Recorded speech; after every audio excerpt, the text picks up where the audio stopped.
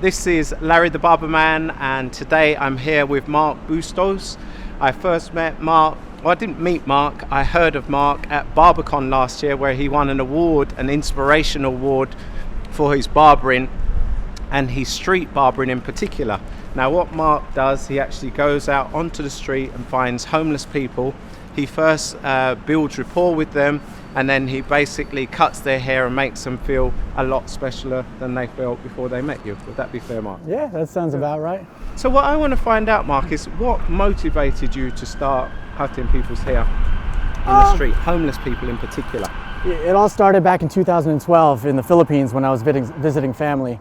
I always knew I wanted to give back somehow, and I was 12 years old when I was first exposed to poverty in a developing country. So basically rented out a chair in a barbershop.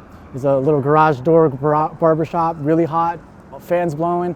And I just invited homeless kids out from the street. And you know, in developing countries like the Philippines, unfortunately you have kids living out on the street.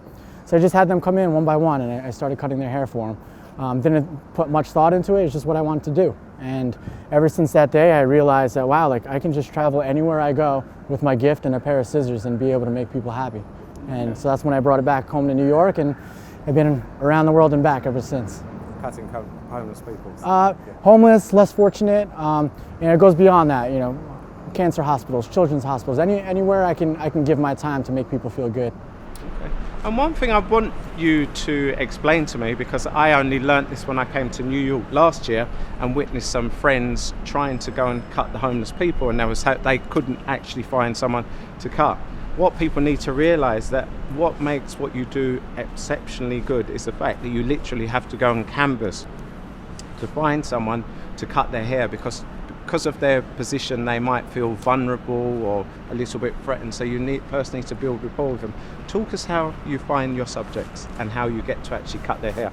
I mean, I really don't pick and choose much. When I'm walking around the streets, if I find someone out on the street and if someone looks like they need help, then I'm gonna do whatever I can to help them out. And I usually like to kind of just like almost make it seem like they're a family member or a really good friend that's like at rock bottom. Like imagine that was my grandfather on the street, and he needed help. Like how would I approach him? How would I talk to him? What type of energy would I have?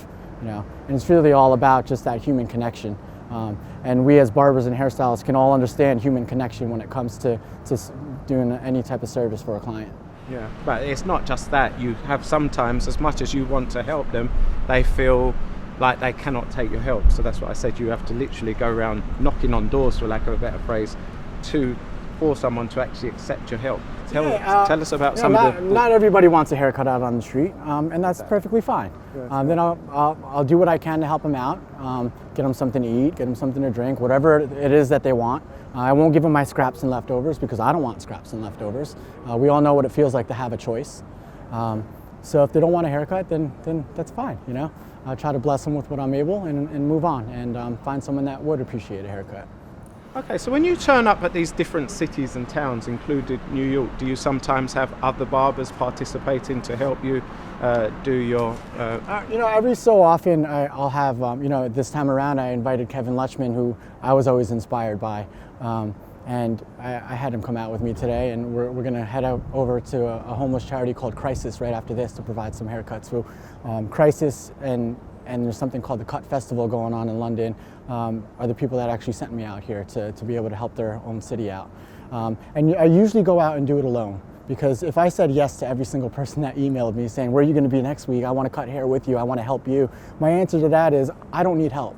Honestly, I don't need the help. There's a lot of people out there that need the help. If you really want to go out and do something and you really genuinely want to make a difference, then go out and do it. Like, I'm not trying to build this whole empire around me and what I do. It's really about all of us just coming together as one big team, one big unit, and just going out there and helping our own communities. And just, you know, I think it'll be way more impactful that way. Okay, but based on what I see, not every barber can do what you do, because it takes a certain skill. You need to know a lot about matching and mirroring, when to speak softly, when to speak loudly, to gain their trust. Was there any way that you feel like you could help other barbers to learn how to do this, to you know, go and cut them? I mean, that just really goes with, I mean, just meeting new people is the way I learned how to do it. Okay. Stepping outside of my own comfort zone. When you're in your comfort zone, not much is really going to happen. You know, you got to make yourself a little bit uncomfortable to better yourself and learn new things about yourself. You know, traveling around the world, putting myself in the craziest situations, literally the situations I'd never imagined myself being in, taught me a lot of lessons in life. So I think the best thing I can do and say to other barbers, or even people outside of the barber industry, is to travel, learn, share what you know, share what you learn, and just give, because when you give, you get a lot more than when you receive. Okay, so you've done a lot of haircuts. What would you say your most fulfilling haircut that you've done has been? Which one has stuck in your mind and you feel at this stage will never leave? You know, honestly, that's a tough question, because every single person I reach has a story, has their own journey, has their own path in life. I've heard many stories. I mean, I'd say one of the most impactful things is working out in a cemetery in the Philippines, a 5-minute walk away from my family's home. There's children that live in the cemetery without parents, and they take care of each other. And you know, I was cutting their hair on top of tombstones, and you know, the biggest thing I learned there is the fact that being so financially poor, these people were the happiest people I've ever met. They didn't have any luxuries that we're surrounded by to compare their lives to. They only know what they know, and they're happy with what they have and appreciate with what they have, and they don't dwell on the things that they don't have. And it's just being able to see that and experience that kind of puts my life into perspective and teaches me a lesson. So when you said it was in a cemetery, they literally lost their parents there and felt like there was nowhere else to go, and they just kind of... No, there's like a row of squatter homes along the cemetery, and even like canopies over the tombstones and things like that. And yeah, some of the parents are just not there. I guess they leave their children, but the communities take care of each other. Okay. And as poor as they are, I mean, homeless people in big cities like London and New York are able to, you know, get some help from people walking by, getting past some spare change here and there. But out there in the cemetery, that's not even an option to have someone hand them spare change, you know? So they live with what they have, and they make the best of what they have. So just 2 more questions. Is there an official charity that people can donate to help your work and ultimately the people on the street? Yeah, I mean, I do have a foundation based out of New York City with a hashtag that I actually use. It's called Be Awesome to Somebody.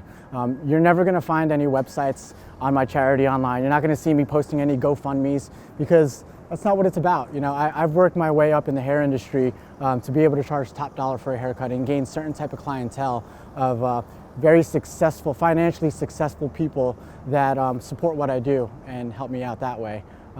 So if it wasn't for all the hard work I put in my career, I wouldn't say I'd be able to be where I am today. And just paint me a little picture of the kind of salon barber shop that you work in. I work in a hair salon in Chelsea, in Manhattan. I charge $200 for a haircut, which is about 160 pounds, I guess it is. Men or women, I charge for my time.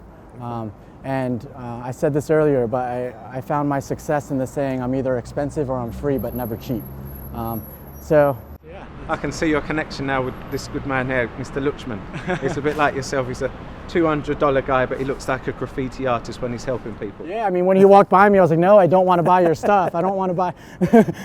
No, but yeah, Kevin's a good guy. Okay, and what is the long-term vision for your street endeavors, if you like, in closing? Long-term endeavor, I just want to continue to inspire other people to find what they do best and find their passion and share it with love. And that's really it.